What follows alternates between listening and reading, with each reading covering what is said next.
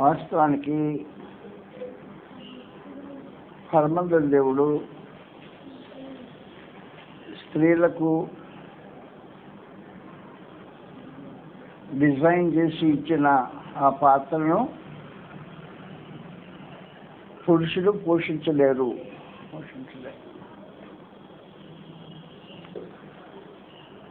దేవుడు వారి కోసం ఇచ్చింది వారు మాత్రమే నెరవేర్చగలరు.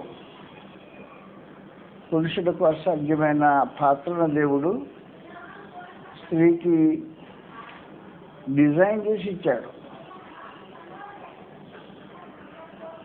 అయితే మొట్టమొదటి మనం ఏం చెప్పబోతున్నాం అంటే,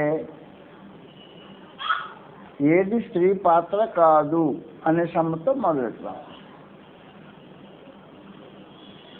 ఏది స్త్రీ పాత్ర కాదు, నెగిటివ్ కూడా వచ్చేస్తున్నాం మన మొదటి సమాచారం.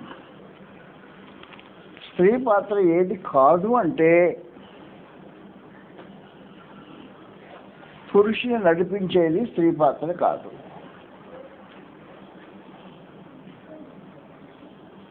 పురుష నాయకత్వాన్ని దేవుడు స్త్రీకి డిజైన్ చేయాల.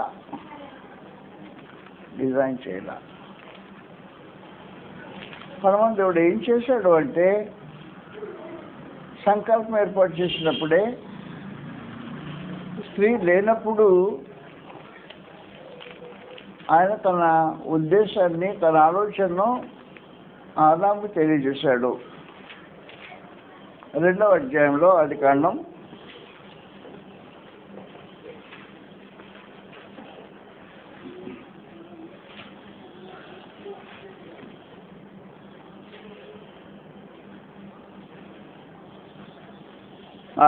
2వ అధ్యాయంలో 17వ వచనం. 17వ వచనంలో స్త్రీ నిర్మాణం చేయబడలా.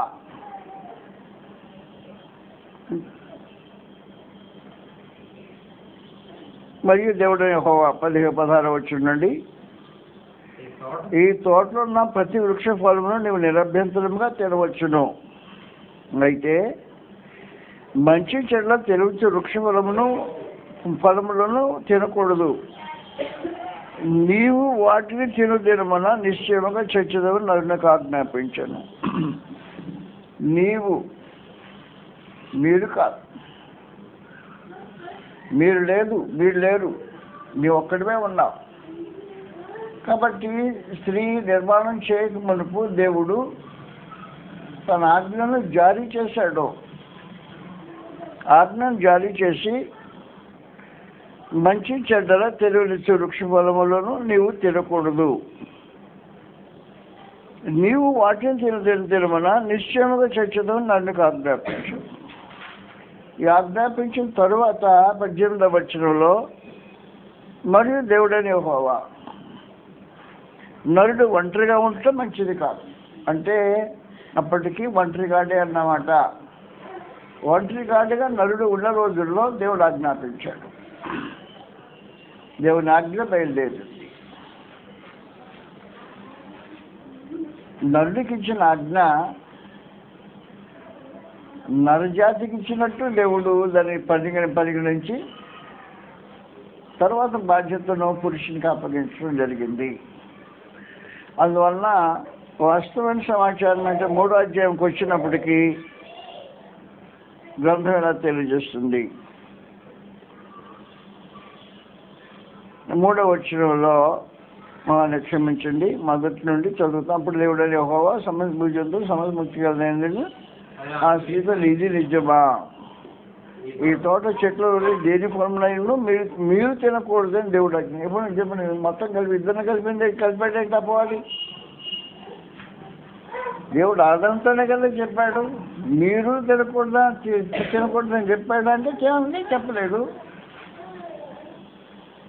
ఆజ్ఞ జారీ చేయబడింది కేవలం పురుషునికి మాత్రమే, నీవు తినకూడదు. అపవాది ఇద్దరిని కలిపి మీరు తినకూడదని కలిపేసేసాడు. వాళ్ళు తినకూడదని చావకూడదని అప్పుడు చెప్పాడు. క్షమించండి అడిగాను. అందుకు స్త్రీ, ఈ తోట చెట్ల ఫలముల్లో మేము తినవచ్చును, అయితే తోట మధ్యలో చెట్ల ఫలములను గూర్చి దేవుడు మీరు చావకూడనట్లు. ఎప్పుడు చెప్పాడు దేవుడు మీరు చావకుండా తినకూడదని చెప్పని? కాబట్టి ఇప్పుడు ఏం జరిగిందనమాట, దేవుని భావనకు ఆలోచనలకు కల్పితం జరిగింది. అంటే వాస్తవానికి ఆజ్ఞ ఆదాంతో బయలుదేరిన ఆజ్ఞ.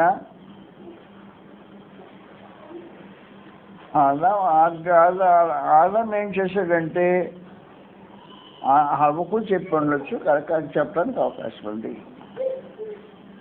కాబట్టి హవ్వకు దేవుని ఆజ్ఞ ఆదాము చెప్పాడు. అంటే ఆత్మ సంబంధమైన విషయాల్లో నడిపింపు అనేది పురుషుడికి సంబంధించిన కార్యక్రమమే కానీ స్త్రీకి సంబంధించింది కాదు. ఆత్మ సంబంధమైన విషయాల్లో నడిపించే కార్యక్రమం దేవుడు పురుషునికి పెట్టాడు. దైవమానవులకు సంబంధించిన కార్యక్రమాల్లో దేవుని ఆజ్ఞకు సంబంధించి పురుషునికి ఆజ్ఞాపించి నువ్వు తినకూడదు, నీవు తింటే చూస్తావన్నాడు. మీరు అని చెప్పే కార్యక్రమాన్ని దేవుడు కల్పించలేదు. వాస్తవానికి ఆదాము హవ్వకు నేర్పించుంటాడు, దేవుడు ఎలాగ ఆజ్ఞాపించాడు. కాబట్టి మనం తినకూడదనే భావం చెప్పండే అవకాశం ఉంది. కానీ ఇప్పుడు స్త్రీ ఏం చేస్తుందంటే ఇద్దరికి చెప్పినట్టుగా సమాచారం చెప్పేశాడు. ఇది నిజమా? ఈ తోట చెట్ల ఫలంలో దేన్నైనా తినకూడదని దేవుడు మీకు ఆజ్ఞాపించినా? ఒకవేళ ఈ పండ్లు హవ్వ మాత్రమే తిని ఆగిపోయి ఉంటే సమస్య ఉండేది కాదు. అక్కడ ఆగిపోతే సమస్య ఉండేది కాదు. ఎందుకు సమస్య ఉండేది కాదు అంటే హవ్వ తిని ముందు తిన్నా కూడా ఏం జరగల. గ్రంథంలో రాబడింది, చదువుతా అక్కడ 6వ వచనంలో, స్త్రీ ఆ వృక్షఫల మహాత్ములకు మంచిది, కండ్లకు అందమైనది, వివేకము రమ్యమైన చూపించినప్పుడు ఆమె దాని ఫలంలో కొన్ని తీసుకొని తిని ఆగిపోతే బాగుండేది.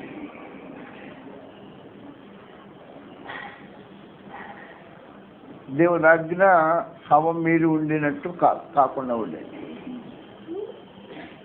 దేవుడు ఆజ్ఞను హవ్వకు నేరుగా ఉంచిన కార్యక్రమం లేదు.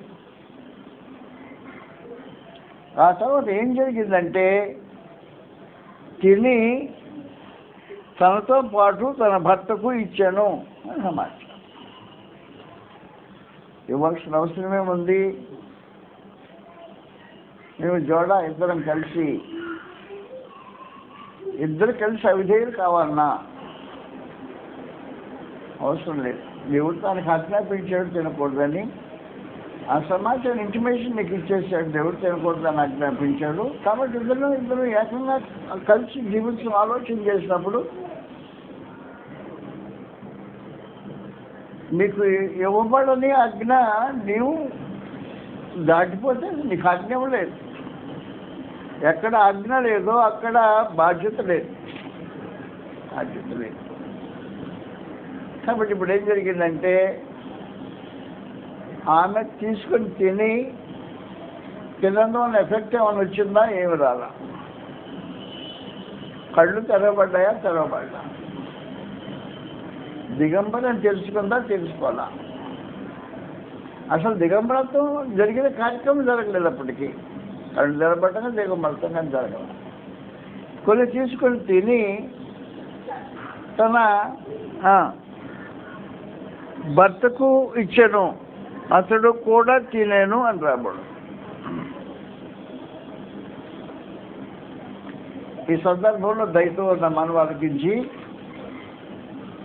అవతల్లి పండ్లు తీసుకుని ఆదాం దగ్గరికి వెళ్ళిన వెంటనే ఆయన సంతోషంతో తీసుకొని తిన్నాడు అనటానికి గ్రంథం ఆధారం లేదు. వారి మధ్యలో వాదం జరిగినట్టుగా ఇంప్లికేషన్ ఉంది గ్రంథంలో ప్రత్యేకించి. యోబు గ్రంథం చదువుతాం. ఎంప్లాయిడ్ ఇన్ఫర్మేషన్ అన్నమాట. కాబట్టి డైరెక్ట్ స్టేట్మెంట్ జరగలేదు. ఇంప్లికేషన్లో సమాచారం అర్థమయ్యేటట్టుగా సంఘ సమాచారం తెలియజేశాడు. 31వ అధ్యాయం యోబు గ్రంథం 1వ అధ్యాయం 31వ అధ్యాయం 33వ వచనం రాబడింది. ఆదాము చేసినట్లు నా దోషమును దాచిపెట్టుకొని మహాసమాజమునకు భయపడి కుటుంబంలో తిరస్కారమునకు జడిసి నేను మౌనంగా ఉండి ద్వారము దాటి బయలు వెళ్ళక రొమ్ములో నా పాపము కప్పుకొని నేడలా పరమందు దేవుని దృష్టికి నేను వేషధారణ యుద్ధులు అని చెప్పేసి. ఏం జరిగింది? ఆదాం ఏం చేశాడు అన్నమాట, దోషాన్ని దాచిపెట్టాడు. సమూహం లేనప్పుడు భయపడటానికి, కానీ కుటుంబ తిరస్కారములకు అవకాశం ఉంది. కుటుంబ తిరస్కారం అంటే భార్య తిరస్కరించే అవకాశం ఉంది. నువ్వు తీసుకొచ్చేసింది, నీ తిన్నానయా నీ కూడా తిను అన్నది. తిన్నంటే ఏం జరుగుద్ది? కుటుంబం తిరస్కారానికి నేను తినకపోవడం ఏంటి? వారి మధ్యలో ఎంతసేపు ఈ వాదం జరిగిందో నిజంగా నాకు తెలియదు. కాబట్టి ప్రతిఘటించకుండా ఆదాము దాంట్లో పాలు పొందడం లేదు. వాస్తవానికి సమాజం కుటుంబ తిరస్కారానికి జడిసి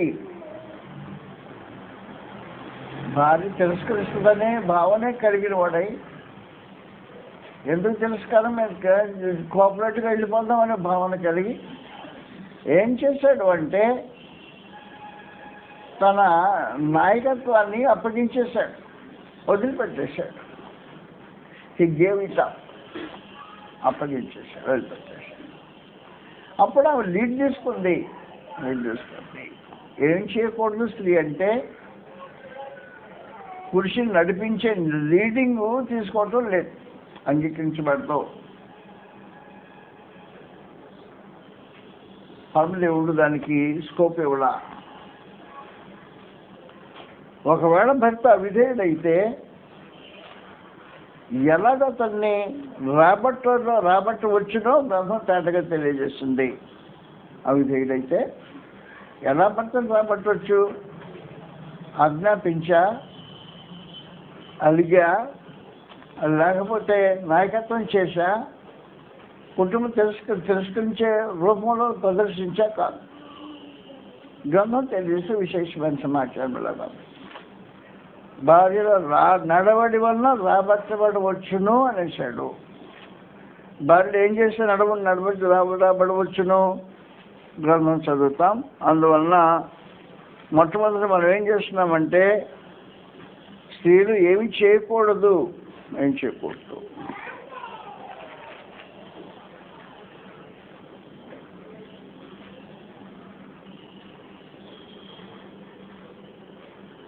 మొదటి పేతురు పత్రికలో 3వ అధ్యాయం, అటువంటి స్త్రీలారా మీరు మీ స్వపురుషులకు లోబడి ఉండండి. అందువల్ల వారిలో ఎవరైనా వాక్యమునకు అవిధేయులైతే వారు భయంతో కూడిన మీ పవిత్ర ప్రవర్తనను చూచి వాక్యము లేకుండానే వారి భార్యల నడవడి వలన రాబట్టబడవచ్చును అని చెప్పాడు. ఎలాగ నడిపించవచ్చు? భర్త విధేయుడు, మాటిండో, అదే విండైతే భార్య నడవడి వలన రాబట్టబడే కార్యక్రమే కానీ భార్య దేవుని ఆజ్ఞకు వ్యతిరేకంగా భర్త నడిపించే కార్యక్రమం చేయటం వల్ల కాదు. హవ్వ చేసిన మొదటి తప్పది. అవి ఏం చేసిందంటే భర్తను నడిపించే నాయకత్వాన్ని చేపట్టింది. దేవుడు ఆత్మ సంబంధం పరిధిలో పురుషుని నడిపించే మార్గాన్ని దేవుడు స్త్రీకి ఏర్పాటు చేయాల.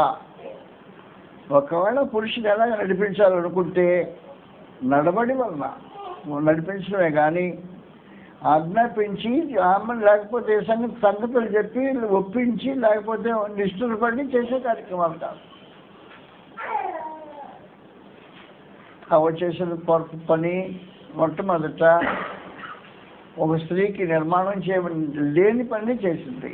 దేవుడు అది డిజైన్ చేయలేలాగా దేవుడు డిజైన్ చేయాల. దేవుడు ఏది డిజైన్ చేయలేదు స్త్రీ కంటే పురుషుని నడిపించడానికి డిజైన్ చేయాల. మాటలతో నడిపించడానికి డిజైన్ చేయాల. లేకపోతే తిరస్కరించే పరిస్థితులు కల్పించి నడిపించడానికి ఆకర్షించడానికి డిజైన్ చేయాల. ఆయన ఎలా డిజైన్ చేశాడు అంటే నీ పవిత్రమైన ప్రవర్తన, నీ ప్రవర్తనకు ప్రభావం ఉంది.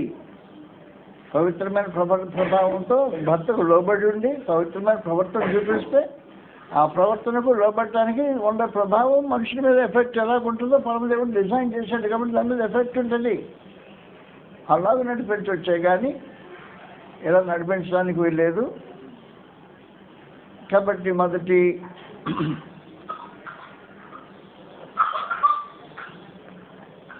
తిమోతిలో 2వ అధ్యాయం, మొదటి తిమోతి 2వ అధ్యాయంలో గ్రంథం తెలియజేసే విశేషమైన సమాచారం ఇలాగుంది. 9వ వచనం నుండి, మరియు స్త్రీలను అన్నకవయు స్వస్థ బుద్ధి గలవారినయుండి వస్త్రములతో చేతనే కానీ జడతోనైనా బంగారంతోనైనా ముత్యంతోనైనా మిగులు వెలసంతోనైనా అలంకరించుకొనక దైవభక్తి గలవారు అని చెప్పుకొని స్త్రీలకు తగినట్టుగా సక్రియ చేతులతో అలంకరించుకోవాలను. స్త్రీలు మౌనంగా ఉండి సంపూర్ణ విధేయత నేర్చుకోవాలను. స్త్రీ మౌనంగా మౌనం ఉండవలసిన ఉపదేశించుటకైనను 2 కార్యక్రమం సెలవు లేదు. ఉపదేశించడానికి సెలవు లేదు.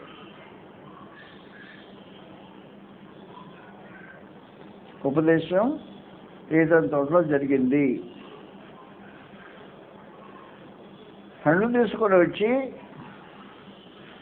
కుటుంబ తిరస్కారాలకు గురయ్యే పరిస్థితి దాకా తీసుకెళ్ళిపోయి ఉపదేశించి పురుషుని నడిపించి కార్యక్రమం జరిగించింది. కాబట్టి కింద మాట్లాడుతున్న 14 వచనంలో, మరియు మొదట ఆదామును తరువాత అవ్వయును నిర్మింపబడింది కాదా? ఆదాము మోసపరచబడలేదు కానీ స్త్రీ మోసపరచబడి అపరాధంలో పడి. అంటే ఆదాము దగ్గర పోని ప్రయత్నం చేస్తే మోసం జరిగింది, మోసపడిపోండి. పురుషుడు బలవంతుడిగా శోధనలో నిలిచినట్టు కనిపించాడు. మోసపరచబడలేదు కానీ స్త్రీ మోసపరచబడి అపరాధంలో పడింది. అందువల్ల ఏం చెప్పాడు అంటే స్త్రీ ఉపదేశించడానికైనా పురుషుని మీద అధికారం చేయడానికైనా సెలవు లేదు అని.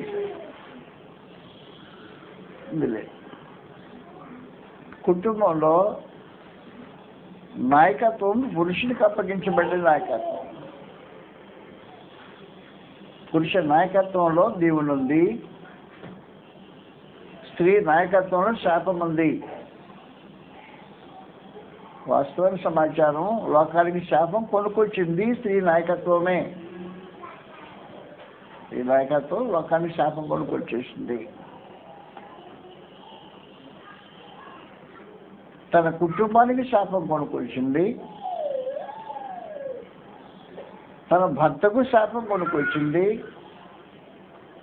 తనకు శాపం కొనుక్కొచ్చింది, భూమికి శాపం కొనుక్కొచ్చేసింది ఆ నాయకత్వం చేసిన కార్యక్రమం. కాబట్టి నాయకత్వము స్త్రీకి పురుషుని మీద నాయకత్వం చేయటం వలన శాపమే వస్తుంది, కానీ దేవుని రాదు. అప్పుడు ఏం జరిగిందంటే ఏదో తోటలో 3వ అధ్యాయం 10 తేటగా మాట్లాడేశాడు. 17వ వచనంలో, నీవు నీ భార్య మాట విని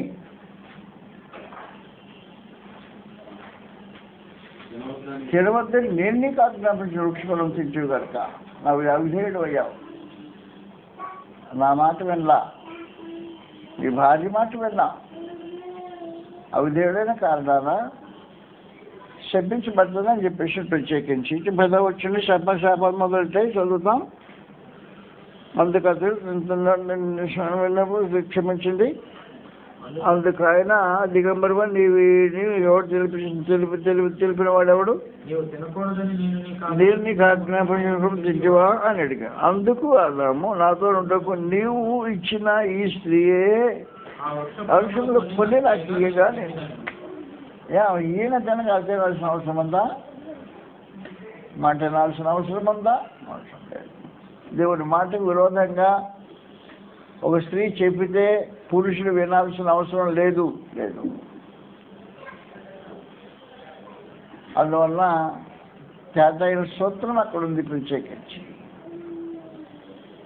దేవుడు స్త్రీ నాయకత్వాన్ని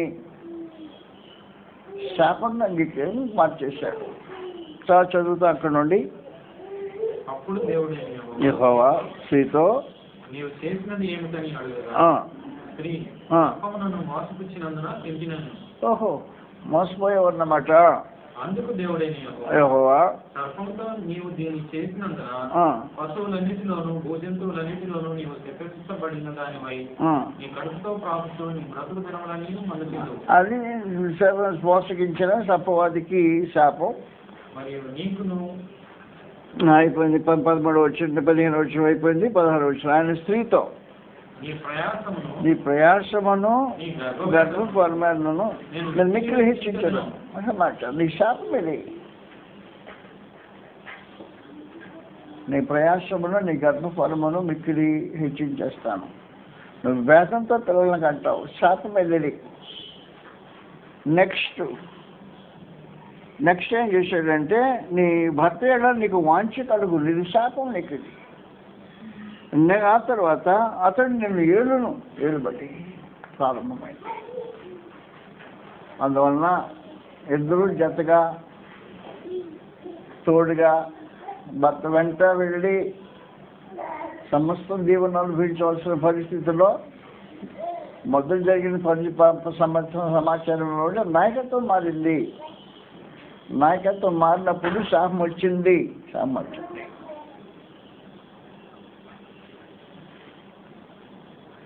స్త్రీ తన మాట వినిపించుకోవటానికి కుటుంబ తెలుసుకోవాల దగ్గరికి తీసుకెళ్లాల్సిన అవసరం ఉండదు. ఆ మాట వినిపోతే ఏమో జరుగుతుందో ఏం చేయాలి. ఇటీవల ఒక చిన్న కేసు, భర్తను కొట్టి ఇంట్లో నుంచి తరివేసిందంట.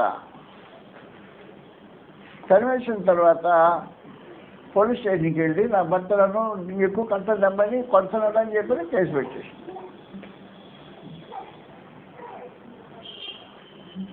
రికార్డ్ చేసేసి కేసు పెట్టిపోయింది. నేను పిలిచేసారు. కేసు పెట్టి భర్తను పిలిపించడానికి ప్రయత్నం చేశాను. భర్తను ఒక్కటిలో పెట్టలేదు. ఈ భర్త యొక్క తల్లిదండ్రులకు కొంచెం ఆస్తి ఉందంట. ఆ ఆస్తి నువ్వు రాపించుకుని ఇంటికి వస్తే లేకపోతే రావద్దని తగిలేసింది అన్నమాట. ఇది సమాచారం. కథలో అదైతే మన వాళ్ళకి వచ్చింది. లోకంలో స్త్రీ పాత్ర ఎంత ఘనమైందో నేను వర్ణించి చెప్పలేను వాస్తవాన్ని. దేవుడు డిజైన్ చేసిన డిజైను అద్భుతమైన డిజైన్. ఎవరు మ్యాచ్ కాల్సిన డిజైన్ అది. కానీ దాన్ని అలాగే ఉంచాల్సిన అవసరం ఉంటుంది. దాని హద్దులు దాటి ఏదైనా తోటలో ఏం జరిగిందంటే నాయకత్వం మారింది. పురుషుని మీద దేవుడు నాయకత్వం కానీ అధికారాన్ని కానీ ఉపదేశించడానికి కానీ సెలవివ్వలేదు. అది సమాచారం. మొట్టమొదటి నెగిటివ్ అక్కడ వాస్తవానికి. స్త్రీ దేవుని డిజైన్ చేసిన విధానంలో స్త్రీ పురుషుని ప్రేమకు పాత్రురాలు. దేవుడు ఆజ్ఞాపించి చేసిన కార్యక్రమం.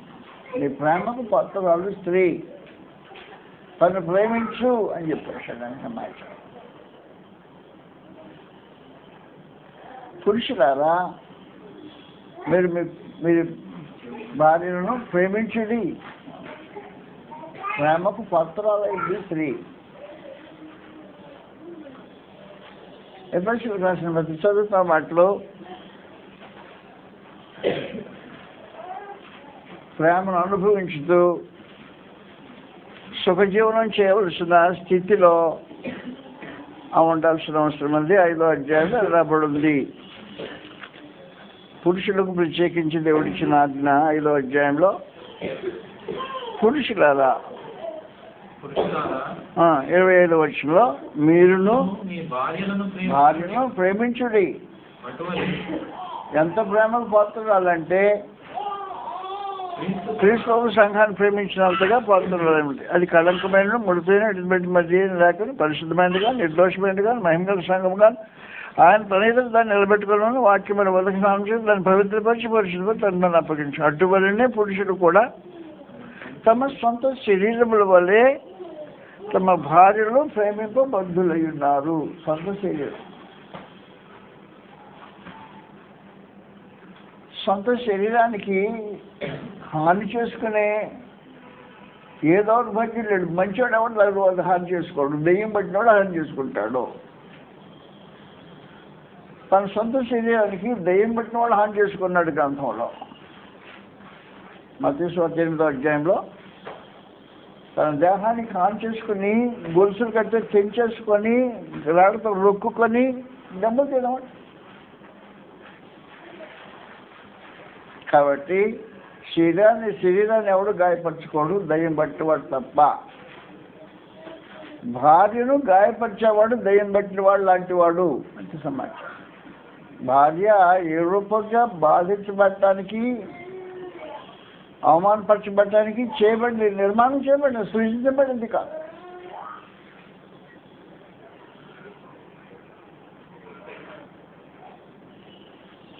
మీ సొంత శరీరం వల్లే మీ భార్యను ప్రేమించండి అని చెప్పినప్పుడు నీ శరీరానికి ఎప్పుడైనా హాని చేసుకున్నావా? దయ్యం పట్టినవాడు హాని చేసుకున్నాడు గ్రంథంలో. నువ్వు ఎప్పుడైనా హాని చేసుకుంటే నువ్వు దయ్యం పట్టినవాడు. నీ భార్యని హాని చేసావంటే దయ్యం పట్టినవాడి స్వభావం, అది మనిషి స్వభావం కాదు. అందువల్ల పురుషులారా మీ భార్యను ప్రేమించండి. అది ప్రేమకు సంబంధించిన కార్యక్రమం. మీ సొంత శరీరం వల్లే వాటిని పోషించండి, కాపాడండి, భద్రపరచండి, జాగ్రత్త చూసుకోండి. సొంత శరీరానికి హాని చేసిన వాడు ఎవడో లేడు. చదువుతున్న అక్కడే మాట్లాడబడి ఉన్నాయి. తన శరీరం ద్వేషించేవాడు ఎవడో లేడు, కానీ ప్రతివాడు దాన్ని పోషించి సంరక్షించుకోను. ఇది స్త్రీ యొక్క పాత్ర, గృహంలో స్త్రీ యొక్క పాత్ర. గృహంలో స్త్రీ యొక్క పాత్ర ఏమంటే ప్రేమను అనిపించేది, ప్రేమకు పాత్రరాలు. 2 హాని చేయబడకుండా పురుషుడు తన సొంత శరీరంగా గౌరవించి ఘనపరిచే పరిస్థితి కలిగింది. నా ఒంటిని నేను ఎప్పుడు తిట్టుకోవాలా, నా దేహాన్ని నేను ఎప్పుడు కొట్టుకోవాలా. నా దేహాన్ని నేను ఎప్పుడు కొట్టుకోలేదంటే నా భార్య, నా దేహం నేను ఎప్పుడు ఆయన కొట్టలేదు. 46 సంవత్సరాలు మా ఇద్దరి దాంపత్య జీవితం 46 సంవత్సరంలో నా భార్యను కొట్టినట్టు కానీ తిట్టినట్టు కానీ నా తన జీవితాల్లో అనుభవం ఎప్పుడు లేదు. అవి నా ప్రేమకు పాత్రరాలు.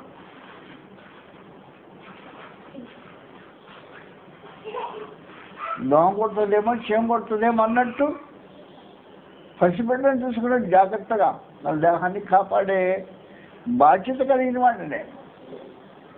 ఈ ప్రేమకు పాత్రరాలు. ప్రేమకు పాత్రరాలు మాత్రమే కాదు, దేహం కాపాడటం మాత్రమే కాదు,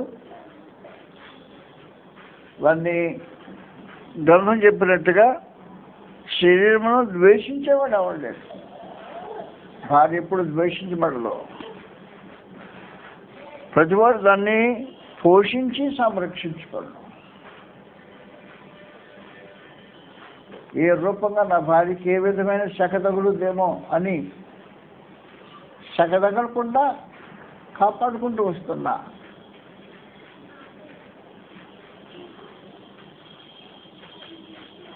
ఈ రోజుల్లో డబ్బులున్న చల్లని రోజులు. పుట్టుకపోతే శక తగులుతుందని ఆ శక కూడా తనకి తగలకుండా జాగ్రత్తగా ఆ విషయంలో నేను జాగ్రత్త వహించి తను బయటికి వెళ్ళినా గౌరవంగా శక తగలకుండా ఉంచడానికి తన ప్రయత్నం జరుగుతుంది. ఏ ఇబ్బంది లేకుండా. తను ఇబ్బంది అంటే నాది, తనకు సంబంధించింది కాదు. కాబట్టి పరమదేవుడు స్త్రీకి ఎలాంటి మహత్తరమైన అవకాశం ఇచ్చాడు. నెక్స్ట్ టైం ఇచ్చాడు తెలిసిన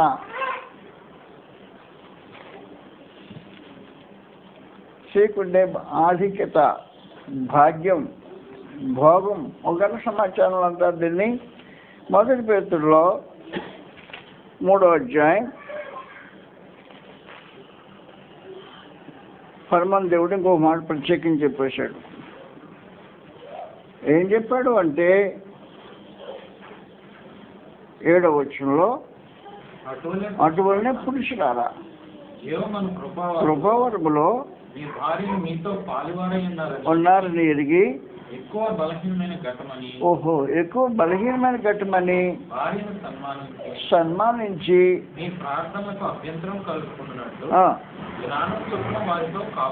కాపురం చేయడి. జాగ్రత్త గుర్తుపెట్టుకోండి. సన్మానించి. సన్మానం రాజుకు సన్మానం, భార్యకు సన్మానం. పేతురు 2వ అధ్యాయం 1 పేతురు 2వ అధ్యాయంలో 17వ వచనం, అందరినీ సన్మానించండి, సహోదరులను ప్రేమించండి, దేవునికి భయపడి రాజుకు సన్మానించండి. రాజుకు జరిగే సన్మానం నీ భార్యకి జరగాలి అన్నాడు. కాబట్టి స్త్రీకి సన్మానం జరగాలి. రాజును సన్మానించండి, తల్లిదండ్రులను సన్మానించండి. వారు ఉపకారం చేశారు కనుక నీ భార్య యొక్క బలహీనతను సన్మానించమని చెప్పాడు. బలహీనతను సన్మానించడం అనేది అవి నోచుకున్న గొప్ప నోము అని అనబడి ఉంది. దేన్ని సన్మానించమంటే ఎక్కువ బలహీనమైన ఘటమని భార్యను సన్మానించి, గొప్పదని సన్మానించటం కాదు, సామర్థ్యం కలిగిందని సన్మానించటం కాదు, సాధించిందని సన్మానించటం కాదు, ఏదో గొప్ప రికార్డు సెట్ చేసిందని సన్మానించడం కాదు, బలహీనమైన ఘటమని సన్మానించి. కాబట్టి భార్య బలహీనమైన ఘట్టంగా ఇంట్లో సన్మానించబడటం, జ్ఞానం చొప్పున కాపురం చేయటం. జ్ఞానం కలిగిన భక్తి కలిగిన ప్రతివాడు జ్ఞానంతో కాపురం చేయటం అంటే తెలిసిన వాడే ఉంటాడు. భార్య యొక్క బలహీనతను గ్రహించి నీకు భక్తి ఉంటే జ్ఞానంతో కాపురం చేయటం అనే ఒక విశేషమైన సమాచారం. ఈ జ్ఞానంతో కాపురం చేయటం అనే ఒక విశేషమైన దానికి దేవుడు ఎంత అంటే మ్యాచ్ పెట్టాడు అంటే జాగ్రత్తగా ఆలోచించాల్సిన ఉంటుంది. మలాకిలో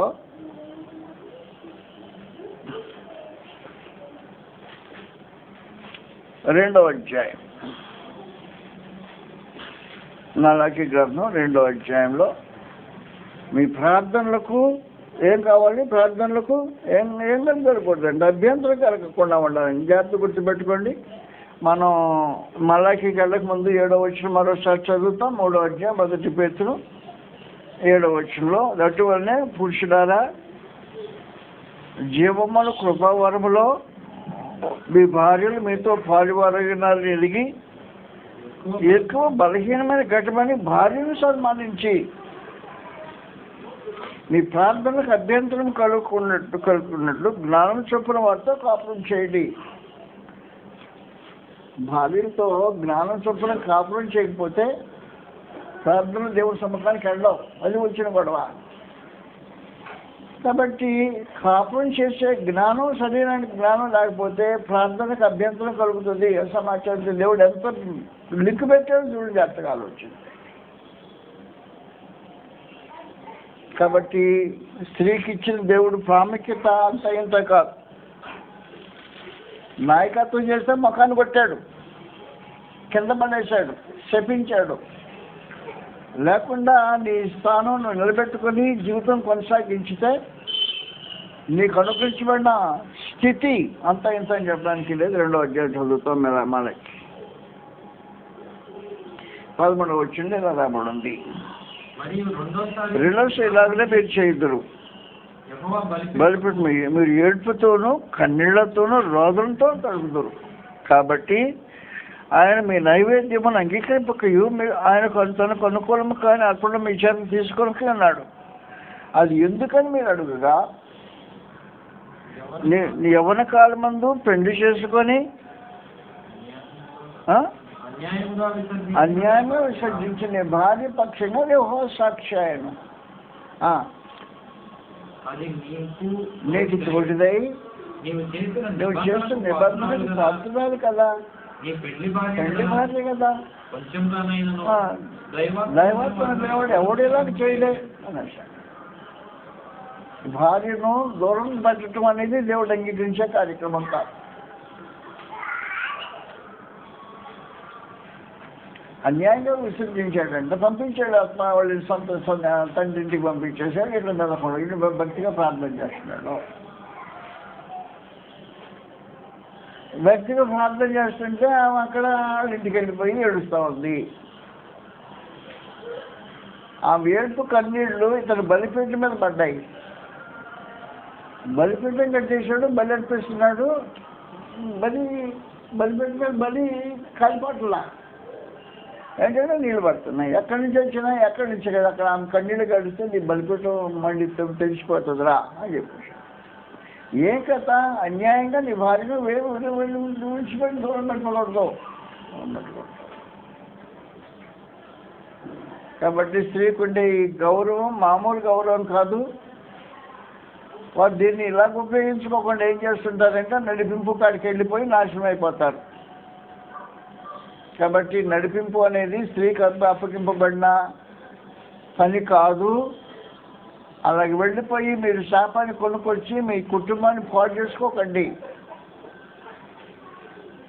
దేవుడు మీకు చేసిన ఉపకారం అంతా ఎంతగా. నీకు పురుషుని ఇచ్చిన తర్వాత నీ భర్త నిన్ను తన సొంత శరీరంలాగా గౌరవించి కాపాడుకుంటాడు, పోషిస్తుంటాడు. తన శరీరానికి తన హాని ఎలాగ చేయడో నీవు తన శరీరంగా నీకు హాని చేయబడకుండా ఉంటావు. తన శరీరాన్ని తాను ఎలాగ అవమానపరచుకోవడం నిన్ను అలాగ అవమానపరచబడి చూస్తుంటాడు. నిన్ను పోషించి సంరక్షించే కార్యక్రమాలు ఉంటాయి. నిన్ను గౌరవించి కాపాడే విధానం ఉంటుంది. అంతేనా? అంతేకాదు. కాపురం చేయటం, భార్య భర్తల బాంధవ్యంలో నిలిచి ఉండటం అనే ఒక విశేషమైన సమాచారం దేవుడు కావాలని పర్టికులర్గా తెలియజేసిన సమాచారం ఇది. భార్య భర్తను విడనాడకూడదు, భర్త భార్యను విడనాడకూడదు. ఇద్దరు ఉభయ సమ్మతి చొప్పున తప్ప ఎవరు దూరంగా ఉండకూడదు అని చెప్పేశాడు. మొదటి పత్రిక 7వ అధ్యాయంలో. మొదటి కొరింథీ 7వ అధ్యాయం.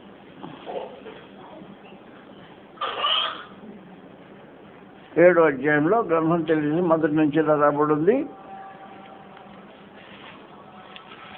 భార్య భర్తల మధ్యలో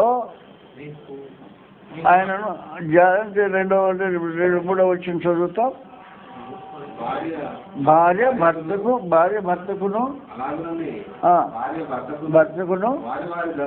ధర్మాలు జరిపించాలి.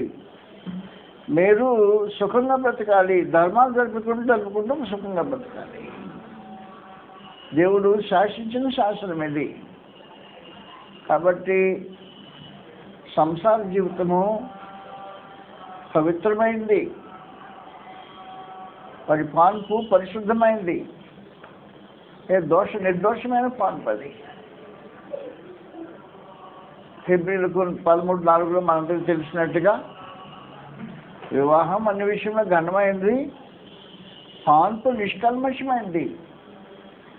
వేశ్య సంఘంలో వ్యభిచారం దేవుడు ఈ భార్య భర్తల మధ్యలో ఉండే బాంధవ్యాన్ని ఎంత పవిత్రంగా పెట్టాడంటే వేశ్య సాంగత్యం కానీ వ్యభిచారం కానీ అంగీకరించే పరిస్థితి లేకుండా మీ ఇద్దరే ఆ పాన్పును పంచుకోవాలి. భార్య భర్తను, భర్త వారిని ఎడబాయకుండా ఉండాలి. ఎంతవరకు ఎడబాయకుండా ఉండాలంటే ప్రార్థన అవకాశం ఇద్దరు సమ్మతి చొప్పున అని చెప్పేసి చదువుతాం. దేహం పైన అధికారం లేదు, భర్తకు తన దేహం పైన అధికారం లేదు. సావకాశం కలిగినట్లు సమ్మతి చప్పునే తప్ప అసలు ఇద్దరు ఒకరు దూరం అడగ. ఇద్దరు సమ్మతి చెప్పునే ప్రార్థన కోసం అయితేనే ఇది కూడా సమ్మతి. రెండోది వేరే దానికి సమ్మతి లేదు, ఏదానికి సమ్మతి లేదు. ప్రార్థన అనుకూలంగా ఉండడానికి ఇద్దరు సమ్మతి పడి నేను ప్రార్థన చేసుకున్నాను కొంతకాలం దేవుడి సమ్మకంలో, నేను ఉపవాసం ఉండి ప్రార్థన చేసుకుపోతాను. భార్య అడిగింది, భర్త అనుమతి ఇచ్చాడు. లేకపోతే భర్త అడిగాడు, భార్య అనుమతి ఇచ్చింది. ఈ ఉభయ సమ్మతి చొప్పున ప్రార్థించే అవకాశం తప్ప వేరే రూపంగా ఏ విషయంలో మీరు అడబోయారు. ఒకవేళ ప్రార్థనకే అడపరిచారు అనుకో, ఆ ప్రార్థన కాలంలో మనసు నిలపలేని పరిస్థితి ఏర్పడింది అనుకో, ప్రార్థన వేసి కలుసుకోండి. జ్ఞానం చొప్పున కాపురం చేయండి అని బలమదేవుడు తెలియజేసిన సమాచారం ఎంతో కఠినమైంది ఈ పరిస్థితి. అందువల్ల దైతంగా మనం ఆలోచించండి. స్త్రీ పాత్ర అద్భుతమైన పాత్ర. మామూలుగా కుటుంబంలో ఆమె రాణి, కుటుంబంలో రాణి.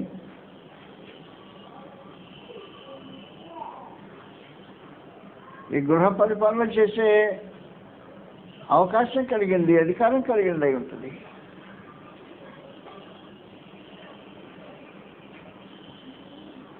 నేను ఈరోజు ఏం భోజనం చేయాలో నేను నిర్ణయించున్నాను, నా భార్య నిర్ణయిస్తుంది. ఈరోజు నేనేం తినాలి, నేను చెప్పాను ఏం తినాలో ఏం చెప్పాలా. ఇంటికి వెళ్ళేటప్పటికి ఏదో చేసి పెట్టేసింది. నేనేం తినాలో నిర్ణయించే అధికారం కలిగింది తాను. అందువల్ల స్త్రీ పాత్ర కుటుంబంలో భార్య భర్తల మధ్యలో అద్భుతమైన పాత్ర కలిగింది. రెండో విశేషమైన సంగతి, స్త్రీ పాత్రలో ఇంటి పనులు చేసే పని స్త్రీకి అప్పగించబడ్డాయి. పురుషులతో వంతులు వేసుకునే పరిస్థితి ఉంది. నీ వంతులు అంటున్నాము, నేను బట్టలు దిగేస్తాను కాదు. ఈ గృహ సంబంధమైన పనులు స్త్రీకి అప్పగించబడ్డ బాధ్యతలు పురుషుడికి అప్పగించబడ్డాయి కావు. ఒకవేళ మీరు సిస్టమ్ మార్చితే మార్చుకుంటే వేరే సంగతి, కానీ గ్రంథం మార్చుకునే సిస్టాన్ని. అయ్యా నువ్వు అంటున్నావు, నేను ఉద్యోగం పోతున్నాను కానీ అంటున్నావు, నువ్వు కూడా నేను ఈరోజు పట్టుకున్నాను కానీ నువ్వు పట్టుకు నేను ఇలాంటి బిజినెస్లు ఉండవు. గ్రంథం స్టార్ట్గా మాకు తెలియజేస్తూ ఉంది. తీతు పత్రికలో 2వ అధ్యాయం 2వ అధ్యాయంలో గ్రంథం తెలియజేసే విశేషమైన సమాచారములు. తీతు 2వ అధ్యాయం స్త్రీల గురించి మాట్లాడుతూ ఏం చెప్పాడు అంటే, అలాగనే వృద్ధ స్త్రీలు 3వ వచనం నుండి కొండగత్తులను మిత్రానుభవం మిగులు మద్యపానాసక్తులను ఎండక ప్రవర్తన భయభక్తులను ఉండవలనియు దేవుని వాక్యం దూషింపబడుకున్నట్లు యవన స్త్రీలు తమ భర్తలకు లోబడి ఉండి తమ భర్తలను శిశువులను ప్రేమించేవారును స్వస్థబుద్ధి గల వారును పవిత్రులను ఇంట ఉండి పని చేసుకుని వారిపై ఉండవాలని ఇంటి పనులు చేయవారిపై ఉండవాలని అని వాళ్ళు వాస్తవ సమాచారం. ఆది భాషలో ఇంటి పనులు చేయవారిపై ఉండవాలని, ఇంటి పనులు స్త్రీలు చేయాలి, వద్దులేసుకోవాల్సిన విశేషమైన లేనేం లేదు. ఒకవేళ భార్య రోగిష్టి అయి మంచం మీద పడుండి లేకపోలేని పరిస్థితుల్లో భర్త సమస్తం తనకు చేసి పెట్టడానికి బాధ్యత కలిగిన వాడు అయి ఉంటాడు. కానీ ఆరోగ్యంగా ఉండి అన్ని అవయవాలు సరిగా ఉండి అన్ని పరిస్థితులు బాగున్న తర్వాత వంతులు వేసుకునే బిజినెస్ ఇంట్లో ఉండవు. ఇంటి పనులు చేయటం అనేది స్త్రీకి దేవుడు శాసించిన ఇచ్చిన పోర్ట్ఫోలియో. ఇంటి పనులు చేయవాలని ఉండాలి.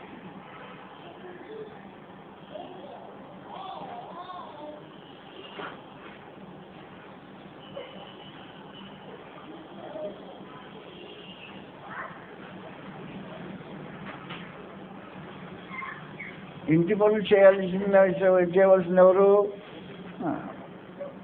కాబట్టి దేవుడు డిజైన్ చేసి ఇచ్చేసాడు. ఇంటి పనులు బాగా చెప్పాడు. ఇంటి పనులు చేయటం దేవుడు డిజైన్ చేసిన కార్యక్రమం. ప్రేమతో భర్త ఏదైనా సహకరించింది అది వేరే సమాచారం. కానీ భర్త మీద ఒరిగించి పనులు దాటిపోవటం కార్యక్రమం ఏర్పాటు లేదు లాస్ట్లో.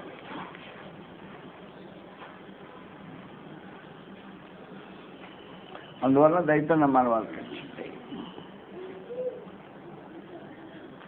భర్తలను శిష్యులను ప్రేమించేవారును ఇంటి నుండి పని చేయవారిన ఎండవల్ల అని చెప్పేశాడు. ఆడవాళ్ళు ఉద్యోగాలు చేయొద్దా?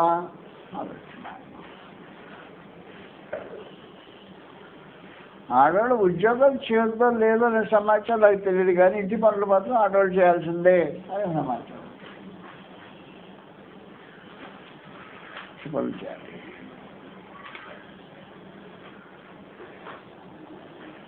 సంఘంలో ఇంటి మొదట భార్య భర్తల మధ్యలో స్త్రీ పాత్ర గురించి ఆలోచన చేశాం. 2 ఇంటిలో స్త్రీ పాత్రల గురించి ఆలోచన చేశాం. 3వది స్థానిక సంఘంలో స్త్రీ పాత్ర ఆలోచన చేస్తున్నాం. స్థానిక సంఘంలో స్త్రీ పాత్ర 1 తిమోతిలోనే మనం చదివే ముందుగానే స్థానిక సంఘంలో స్త్రీ పాత్ర ఏంటి 2వ అధ్యాయంలో ఇలా రాబడింది. ఇది స్థానిక సంఘం యొక్క పరిస్థితి 2వ అధ్యాయంలో 1 తిమోతి 7లో వచ్చిన కావున ప్రతి స్థలమందున పురుషులు కోపము సంశయం లేని వారి పవిత్రమైన చేతులతో ప్రార్థన చేయవాలని కోరుచున్నాను. మరి స్త్రీలను అణకవియు స్వస్థబుద్ధి గలవారండి కానీ బంగారంతోనైను ముత్యముతోనైను మిగులు బలగల వస్తువులతోనైను అలంకరించుకొనక దేవుడు స్త్రీలకు తగినట్టుగా అలంకరించుకొనవలెను. నేర్చుకొనవలెను. మౌనంగా ఉండవలసిందే కానీ పురుషుని మీద అధికారం చేయటగా ఆమె సెలవీయను అని సమాచారం. ఎందుకు సెలవీయనంటే మొదట ఆదామును తర్వాత హవ్వను నిర్మింపబడి కదా. మరి ఆదాము మోసపరచబడలేదు కానీ హవ్వ మోసపరచబడి అపరాధన పడింది. ఆ పరిస్థితి ఆ కారణం వల్ల తిరిగి 2వసారి ఏదైనా తోటలో జరిగిన ఈ కార్యక్రమాన్ని జ్ఞాపకం చేసి ఏదైనా తోట యొక్క పరిస్థితి అలాగున్నప్పుడు దేవుడు క్రీస్తునందు నూతన సృష్టిలో ఈ పని జరగకూడదు అని కోరుకున్నాడు. మొదటి సృష్టిలో ఏం జరిగిందో నూతన సృష్టిలో జరగకూడదు. మొదటి సృష్టిలో ఏం జరిగింది? ఏదైనా తోటలో స్త్రీ నడిపింపు వలన ఆదాము, భూమి, హవ్వ అందరూ శపించబడ్డారు నడిపింపు వలన. కాబట్టి ఇప్పుడు ఏం జరగకూడదు? నూతన సృష్టిలో స్త్రీ నడిపింపు ఉండకూడదు అని చెప్పేసి. కాబట్టి ప్రత్యేకించి ఈ సమాచారం తెలియజేశాడు. మౌనంగా ఉండండి అమ్మా, సంపూర్ణమైన విధేయత నేర్చుకోండి. ఉపదేశించడానికి ప్రయత్నం చేయక్కర్లేదు, పురుషుల మీద అధికారం చేయడానికి ప్రయత్నం చేయక్కర్లేదు. ఈ గురించి సమాచారం స్త్రీ ఉపదేశించడానికి వీలు లేదు అంటే పురుషునికి ఉపదేశించడానికి వీలు లేదని సమాచారం చెప్పినప్పుడు కొంత సంగతి గుర్తుపెట్టుకోవాలి. అపోస్తల కార్యక్రమం 18వ అధ్యాయంలో ఈ సమాచారం రాబడి ఉంది. అపోస్తల కార్యం 18వ అధ్యాయంలో ఏం జరిగిందంటే, ఒక సువార్తికునికి స్త్రీ మోజు చేస్తుంది. ఇది సంఘం యొక్క పరిస్థితి కాదు, స్థానిక సంఘం యొక్క పరిస్థితి కాదు. ఇది ఇంటి యొక్క వాతావరణం. ఇంటి వాతావరణంలో జరిగిన కార్యక్రమం మీద మనం చదువుతున్నాం. 18వ వచ్చి మొదటి నుండి అటువలే తర్వాత వచ్చి అకుల అను ఒక యూదుని అతని భార్య అయిన ప్రిస్కిల్లను కనుగొని ఎద్దకు వెళ్ళింది. యూదులందరూ రోమా విడిచి వెళ్ళిపోవాలని క్లౌదియా చక్రవర్తి ఆజ్ఞాపించినందున వారు ఇటలీ నుండి కొత్తగా వచ్చిన వారు వృత్తికి నేరాన్ని పుట్టువారు. పౌలు అదే వృత్తి గలవాడు కనుక వారితో కాపురం ఉండెను. జాగ్రత్త గుర్తుపెట్టుకోండి. మొదటి సమాచారము, భర్తతో సహకరించి ఈ భార్య భర్తలు ఏ ఊరు వెళ్తారో అక్కడ స్థానిక సంఘం ఉంటుంది. వీళ్ళు వెళ్ళారంటే స్థానిక సంఘం ఏర్పడింది అన్నమాట. కాబట్టి భర్తకు బహు సహకారి స్త్రీ ప్రిస్కిల్లా, అకులనే సహోదరులతో కూడా భార్య సహకారి అయి ఏ ఊరు వెళితే ఊరిలో స్థానిక సంఘం పెడతారు. రోములో ఉన్నారు, రోములో స్థానిక సంఘం ఉంది. రోమపత్రిక 16వ అధ్యాయంలో రోములో వాళ్ళు ఉంటే వాళ్ళతో పాటు స్థానిక సంఘం ఉంది సమాచారం ప్రత్యేకంగా కనపడుతుంది. గ్రంథాలు రాబడి ఉంది.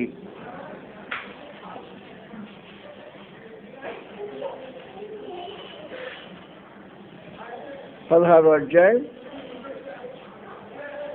అకుల ప్రిస్కిల్లా గురించి మాట్లాడుతూ అపోస్తలుడైన పౌలు 3వ వచనంలో, క్రీస్తు యేసునందు నా జతపరువైన ప్రిస్కిల్లకును అకులకును నా వందనములు చెప్పుడి. వారు నా ప్రాణం కొరకు తన ప్రాణం ఇచ్చుటకైనా తెగించేది. మరియు వారి ఇంటి ఉన్న సంఘములకు వందనములు చెప్పుడి. ఇంట్లో సంఘం ఉందన్నమాట. అక్కడ ప్రిస్కిల్లా అకుల ఎక్కడ ఉంటారో అక్కడ స్థానిక సంఘం ఉంటుంది. రోగులో ఉంటే స్థానిక సంఘం ఉంది. వారు ఇప్పుడు ఎక్కడికి వచ్చారు? కొరింథీకి ఏథెన్స్కి వచ్చారు. కానీ కొరింథీకి వచ్చేసారు. కొరింథీలో స్థానిక సంఘం. కాబట్టి వాస్తవానికి స్త్రీ పాత్రలో పురుషుడికి సహకరించి క్రీస్తు సంఘం రూపుదిద్దుకోవటానికి సహకరించగలిగిన అది కృప వారికి అనుగ్రహించబడింది. వాస్తవ సమాచారం ఏమంటే, ఇక్కడ మీరు ముందు అపోస్తలుడైన పౌలుకు జతపని వారిలో మొదట ప్రిస్కిల్లా అసలు జతపని వారంట. పౌలు అకుల పేరు చెప్పలా. ఎవరు జతపని వారు? ప్రిస్కిల్లా జతపని వారు పేరు చెప్పారు. అందువల్ల మీరు గుర్తుపెట్టుకోండి. కాబట్టి క్రీస్తు సంఘంలో జతపని వారిగా పనిచేసే అవకాశము క్రీస్తు సంఘ సభ్యులకు ఉంది. జత పని వారిగా పనిచేసే అవకాశం ఉంది, కానీ నాయకత్వం చేయడానికి కానీ ఉపదేశం చేయడానికి కానీ అవకాశం ఉండేది. ప్రభువైన యేసుకు ఆయన పరిచర్యలో స్త్రీలు కూడా బహుగా ప్రయాసపడి చేసిన వాళ్ళు ఉన్నారు. లోకాల సువార్తలో మనకు కనిపిస్తుంటారు. ప్రత్యేకించి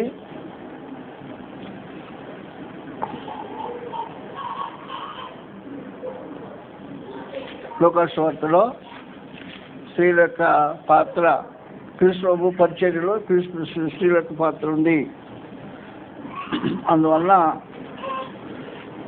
స్త్రీలకు మాట్లాడడానికి సెలవు లేదంటే బోధ చేయడానికి మాకు అవకాశం లేదు కాబట్టి ఏం చేయడానికి లేదు అనే పరిస్థితి కాదు.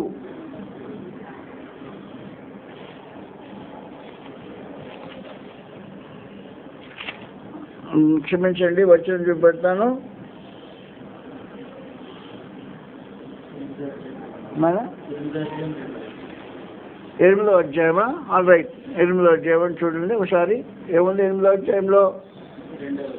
12 మంది శిష్యులను, అపవిత్రాత్మలను, వ్యాధులను, వెళ్ళగొట్టబడిన కొందరు స్త్రీలను, అనగా 7 దయ్యములను వదిలిపోయిన మగ్దలేనే అనబడిన మరియు హేరోదు యొక్క గృహ నిర్వాహకుడు పూజ భార్యలు సున్నాయిను ఆయనతో కూడా వెళ్ళేది. వీరును ఇతరులను అనేకులు తమకు కలిగిన ఆస్తితో వారికి ఉపచారం చేస్తూ వచ్చింది. అది సమాచారం. కాబట్టి స్త్రీలు దేవుని పరిచర్యలో పాల్పొందేదానికి అవకాశం ఉంది. ఫిలిప్పీలకు రాసిన పత్రిక 4వ అధ్యాయంలో 2వ వచనం రాబడింది. స్త్రీలు సువార్త పరిచర్యలో సహకారులుగా ఉండడానికి అవకాశం ఉంది. బోధించితేనే బోధించేవాళ్ళే, పనిచేసేవాళ్ళు కాదు. 4వ అధ్యాయం 2వ వచనం రాబడింది. ఫిలిప్పీ 4వ అధ్యాయం 2వ వచనంలో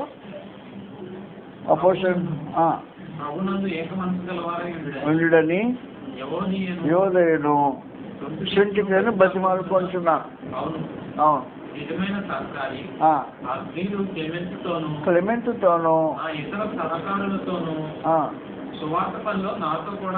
ఓహో సువార్త పనిలో నాతో ప్రయాసపడిన వారు కనుక సహాయం చేయమని నేను రాస్తున్నాను. ఈ సహకారుల పేర్లు జీవగ్రంథంలో రాయబడి ఉన్నాయి.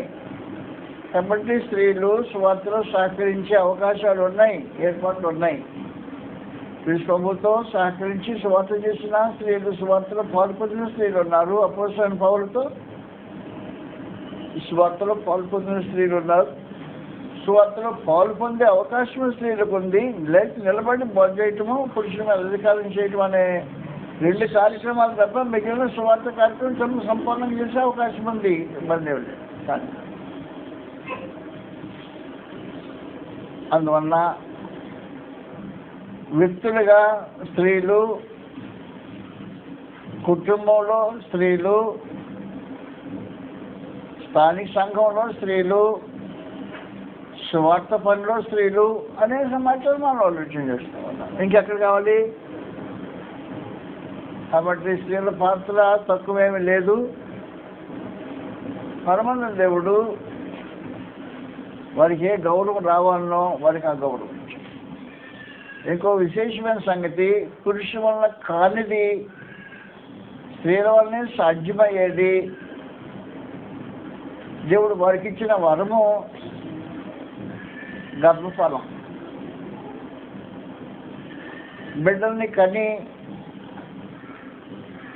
వాటిని 10 మాసాలు మోసి ఆ శ్రమ అనుభవించి ప్రయాసతో బిడ్డలను కంటం, వాటిని పెంచే కార్యక్రమంలో స్త్రీలకు మాత్రమే పాత్ర ఉంది. కాబట్టి స్త్రీల పాత్ర ఇంత ఒక పూట చెప్పుకుంటే తరిగిపోయే కార్యక్రమం కాదు. కాబట్టి మీరు జాగ్రత్తగా గుర్తుపెట్టుకోండి, మీరు చాలా ప్రశస్తమైన వారు. ఒకరోజు నా భార్య లేకుండా ఇంట్లో గడిపా. ఆ గడిచిన రోజు ఒక్కరోజే, ఆ రోజు నాకు సంవత్సరం రోజు కంటే పిచ్చి రోజులుగా ఉన్నాయి. ఒక రోజు నాకు గడవలను ప్రత్యేకించి వారి పాత్ర ఎంత అనే సమాచారం ఆ రోజు తెలుసుకున్నాను. దేవుడు ఇంత మాత్రమే భాగ్యం పని అప్పగించాడు అనే సమాచారం తెలిసినప్పుడు ఆశ్చర్యపోయాడు. కాబట్టి మీ పాత్ర మీరే పోషించగలరు, ఇంకెవరు పోషించగలిగిన వాళ్ళే. దేవుడు ఇచ్చిన రూపంలో దాన్ని నిర్వహించాలంటే మీకు మీరే సాటి. అందువల్ల దేవుడు ఏం చేశాడని ప్రత్యేకించి కృప అనుగ్రహించి గర్భఫలము పొందటానికి, బిడ్డలను మీ గర్భంలో పెట్టి వాటిని పోషించటానికి, మీ గర్భంలో బిడ్డలు పెట్టి దేవుడు రూపుదిద్దటం వరకు ఒక విశేషమైన కార్యక్రమం జరుగుతుంది. ప్రసంగి గ్రంథంలో ఆయన రూపుదిద్దుతాడు అనే ఒక విశేషమైన సమాచారం చెప్పేశాడు. దేవుడు పిండమైనప్పుడు కూడా మనుషుని చూశాడు అంటున్నాడు. కీర్తన మొదట 139వ కీర్తన చదివిన తర్వాత మనం అక్కడికి వెళ్ళిపోతాం. 16వ వచనం రాబడి ఉంది. 139వ కీర్తన 16వ వచనంలో, నేను పిండమున ఉండగా నీ కన్నులు నన్ను చూచాను, నేను నిన్నపబడిన దినములు ఒకటైనా కాకపోతే నా దినములన్నీ నీ గ్రంథంలో లిఖితమాయను. దేవా, నీ తలంపులు నాకెంత ప్రియమైనవి, వాటి మొత్తం ఎంత గొప్పది అని చెప్పేశాడు. కాబట్టి సామెత ప్రసంగి గ్రంథంలో చూడాలి, గర్భంలో ఎముకలను సృష్టించే దేవుడు, అద్భుతమైన దేవుడు. కాబట్టి మీకు అనుగ్రహించబడిన కృప మానసక్యం పురుషునికి లేని ఒక మహత్తరమైన భాగ్యం అనుగ్రహించబడింది. బిడ్డలను కనే భాగ్యం, వాటి రూపుదిద్దే పరిస్థితి మీకు అనుగ్రహించబడిన విశేషమైన సమాచారమైంది. చూడాలి గర్భంలో 7వ వచనంలో,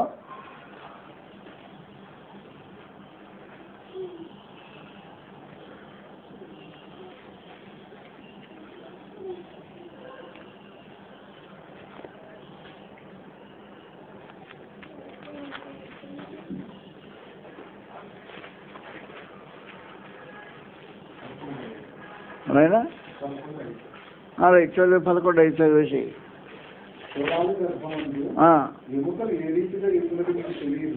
ఎదిగి నాకు తెలియదు, కరెక్టే, ఆమెకు తెలుసుంది.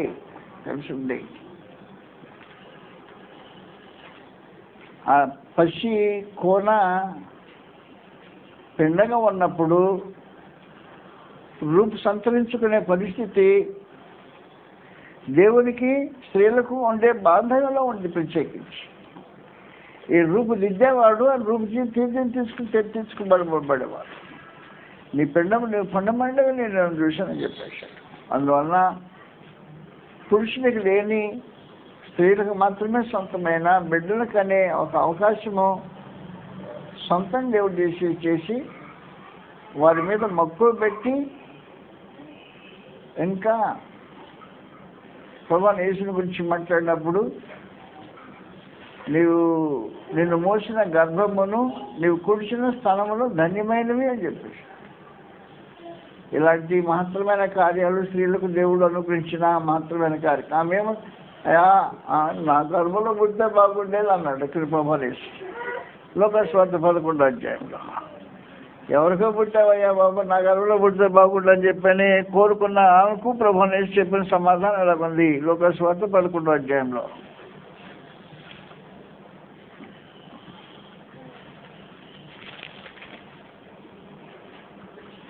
రైట్ 27వ వచనం, ఆయన ఆ మాటలు చెప్పుచుండగా ఆ సమూహంలో ఒక స్త్రీ ఆయన చూసి, నిన్ను మోసిన గర్భమును నీవు కూర్చున్న స్థానం ధన్యములైనవని కేకలు వేసి చెప్పగా, ఆయన అవును కానీ దేవుని వాక్యం విని దాన్ని గైకొని వారు మరి ధన్యులని చెప్పేసి సమాచారం.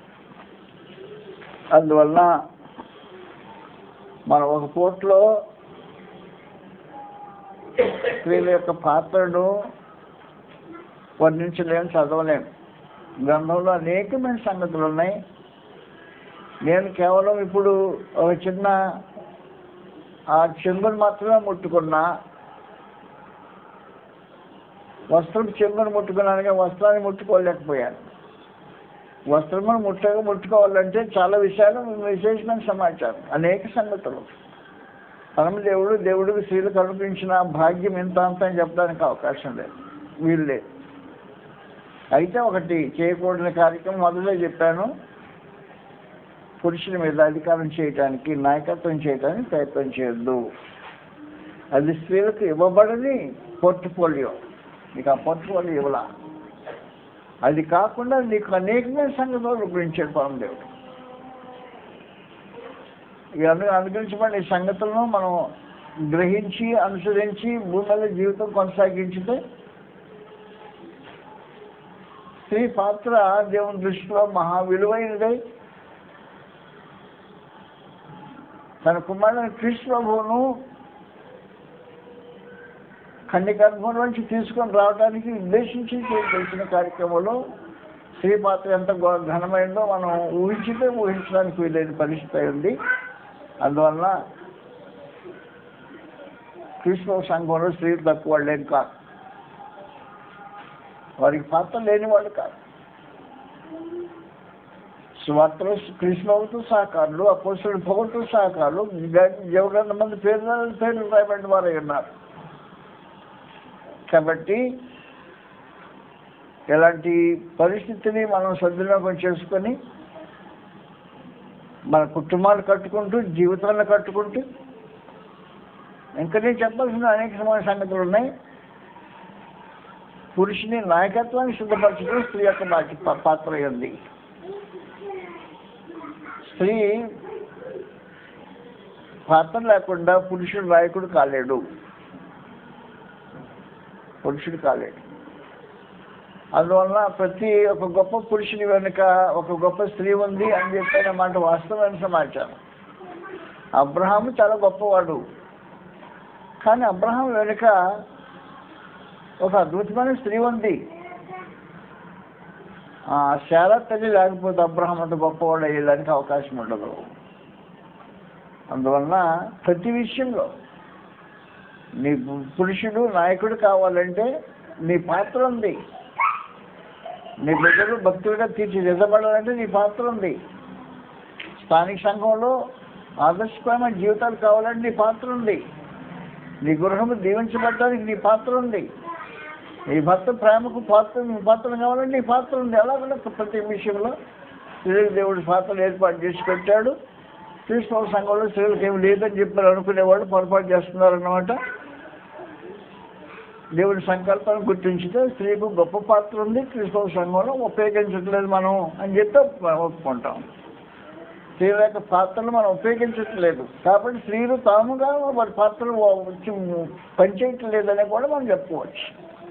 దానివల్ల సంఘాలు బలపడట్లేదు, స్థిరపడట్లేదు. చాలా సంఘంలో బలహీనంగా ఉండడానికి కారణం ఏంటంటే స్త్రీ సహకారం లేని పరిస్థితులు స్థానిక సంఘాల్లో కొనసాగుతున్నాయి. ప్రార్థన చేసుకుంటాం. క్షమించండి, ఈరోజు నా ఎక్కువసేపు మాట్లాడటం జరిగింది. ప్రార్థన చేసుకుంటాం.